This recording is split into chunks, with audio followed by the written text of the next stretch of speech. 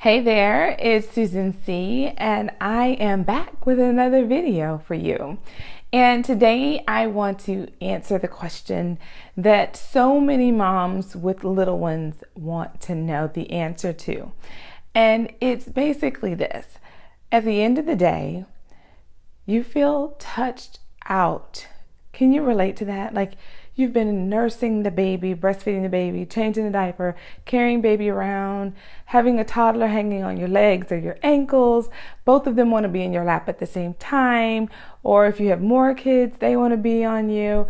Then when your husband gets home, he wants to hug and snuggle and touch. And you're just like, oh my gosh, like I'm touched out, everybody. Like everybody back it up. You want to put a tape up around you, like this is the no enter zone. I've had enough. I don't want anybody near me right now. Enough already. Anybody relate to that? I know I can. I distinctly remember when my children were all little, right? I didn't have any big ones to run around and help me out or to help me run interference or be a distraction. Everybody was little and everybody wanted my attention. And I felt so overwhelmed with that. I was like honestly, could everybody take a nap at the same time? Come on. Like I would have one take a nap, but the other one would be up. So then I'm with that one, and just as I'm getting that one to sleep, the other one would wake up. And, I'd read the stories where they gave the advice of when your child lays down, you should lay down too. And I thought, okay, so that's great if I have a child, which I don't, and if they laid down at the same time, which apparently they don't, and then exactly when am I supposed to eat and shower and be a normal human being? For goodness sake, somebody help me out with that. So as I'm saying this, if you can relate and you're like, yes, then I'm talking to you, girl. We're in the same, we're in the sisters in this journey, right? We're going in this journey together. So here's some of the things that I learned to do that really helped me, and I hope they help you as well. So the first thing is I realized that I had some unattainable expectations of what my days should look like with my little ones. I had this dream that I would be able to get them all of their meals, meet all of their basic needs, right? Like get them fed, diaper changed, burped, rocked, whatever they needed. And I'd be able to keep my kitchen clean, keep my house clean, keep the laundry going, catch up with my girlfriends on the phone, still be active in a couple of organizations outside the house, be able to manage bills, mail, and all of those different things all at the same time. Basically, I wanted to keep my life pretty much as it was before kids and just fold the kids in, and somehow all of that was supposed to work some kind of way. And it wasn't. And I kept just crashing into this unmet expectation every day. And when it all came down to it, quite honestly, I felt like my kids were the problem. If they would just sleep, if they would just play, if they would just give me 5 minutes, then I could get this other stuff done. But what I realized is that for this season, that season when they're all little and they all need you, it's unrealistic to think that all the things I did before they got here, I can continue to do.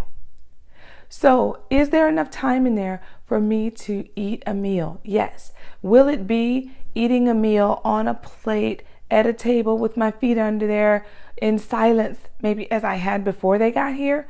No. Might it be that the food is cold and I kind of ate it as I halfway caught them as they tripped and stumbled, or caught them or held them on my lap while I eat over their heads, and maybe they get food all in the top of their head? Yeah, it might look a little different, but I can still get a meal in. I can still get, I stopped showering for a while. It's something else I did. I took baths, because I found that the width of my tub was the perfect width of the baby bathtub, that the babies can sit in and they're perfectly supported.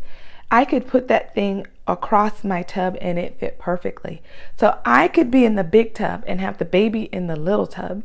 And I would wash me and then get out, and then I would wash the baby and just dump the baby's bath water, my water, and just let it out down the drain. And that way they got to sit in the water and kick.